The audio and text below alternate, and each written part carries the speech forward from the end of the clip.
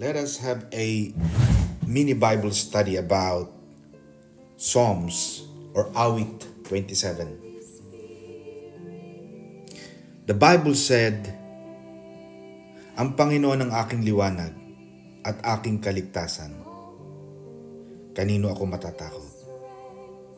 Kapag si Lord ang ating ilaw at tagapagligtas, hindi mo kailangang matakot.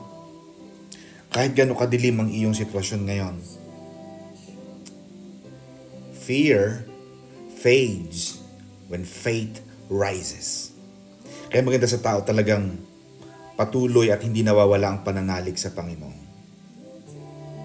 Dahil kapag nandoon ang ating pananampalataya, paniniwala na tayo ay tutulungan ng Panginoon, unti-unting nawawala ang takot. You can say every day, hindi ako matatakot dahil si Lord ang aking liwanag.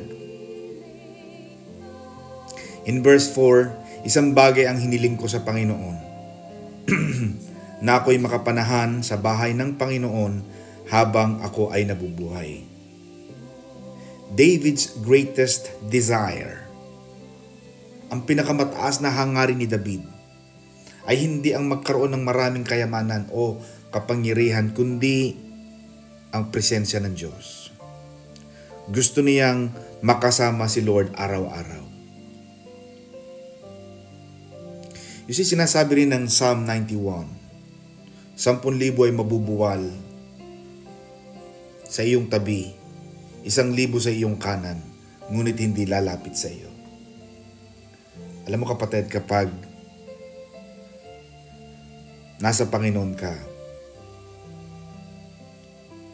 magkaroon man ng kamatayan, sakit, karamdaman, mga peligro, mga masasamang nangyayari sa kapaligiran, ngunit hindi ka maaapektuhan. Not because of who you are, but because of where you are. Because of where you live. You are dwelling in the shadows of the Almighty.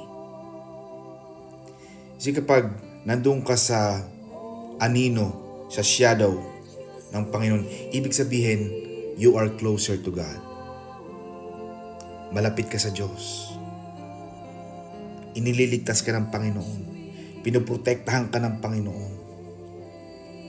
Kaya maganda sa tao, laging nandoon sa bahay ng Diyos. Nandoon sa bahay ng Panginoon. Kaya sabi ng Awit 91, na ako'y mananatili sa pagkalinga ng makapangyarihan at siyang naghahangad ng pagkupkop ng kataas-taasan.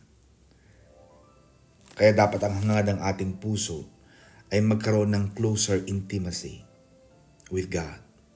It should be our top priority. Let's read verse 5. Sa araw ng kabagabagan, ilalagay niya ako sa kanyang kublihan.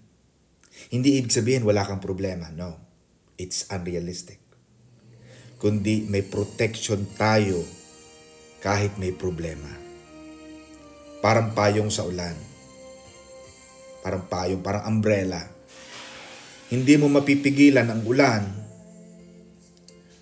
pero pwede kang hindi mabasa because God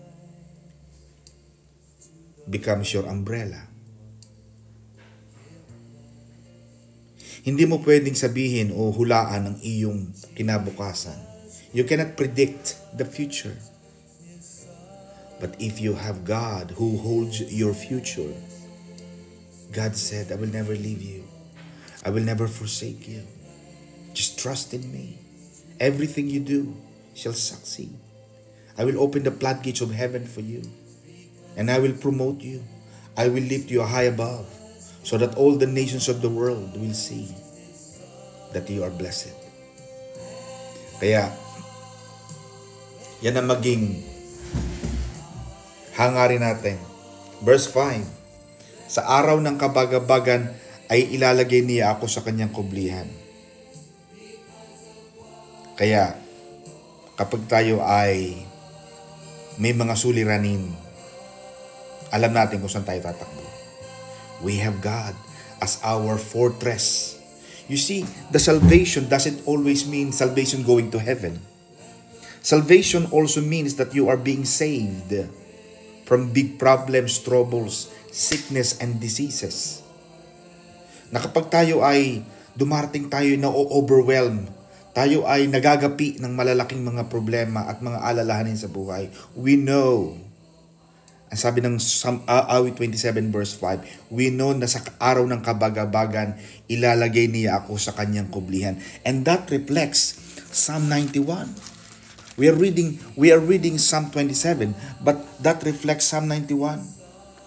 Ay makapagsasabi kay Yahweh, muog ka at kanlungan, ikaw ang aking Diyos, ang Diyos na tangi kong pinagtitiwalaan. Sa panganib at bitag, ikaw ay kanyang ililigtas, at kahit anumang matinding salot ay hindi ka magdaranas. Alam natin, hindi tayo pababayaan ng Panginoon. Mahal ka ng Diyos. Ang sabi ng aklat ni San Pedro, cast all your cares to Him because He cares for you. May mga alalahanin, problema tayo, dali natin sa paanan ng Diyos. Verse 10, kung ako'y pabayaan ng aking ama at ina, ang Panginoon ang sa akin ay tatanggap. May mga pagkakataon, pabayaan man tayo, iwanan man tayo ng mga tao, biguin man tayo ng mga tao, pero kailanman, ang sabi ng Lord, I will never leave you. I will never forsake you. I will be with you until the end of time. Do not be afraid. Kaya kahit sinong umalis or sumuko sa iyo, si Lord hindi kanya iiwan. Last verses, 13 and 14. Ako'y naniniwala na makikita ko ang kabutihan ng Panginoon. Maghintay ka sa Panginoon. You see, faith means expecting good things from God. Kahit wala pang nangyayari. Ganun ang pananampalataya. It is the evidence of the things unseen and the hope of the things yet to come. Ang pananampalataya ay ang kaganapan ng mga bagay na hindi pa nagaganap. Kaya, ganun dapat ang ating pananampalataya. We have to keep expecting good things. Umaasa tayo ng magagandang bagay sa Diyos kahit wala pang nangyayari. Habang tayo naghihintay, maghintay tayo ng may pangarap. Maghintay tayo ng may pananabik na may ginagawa ang Diyos. Something good, something better is on its way. The best is yet to come. Kaya huwag kang magmadali. Don't panic. Maghintay ka lang sa Panginoon. Nasabi ng Panginoon, when the time is right, I, the Lord, will make it happen. Maraming salamat mga kapatid. Pagpalain kayo ng Panginoon sa araw na ito. Salamat sa inyong pakikinig. God bless you.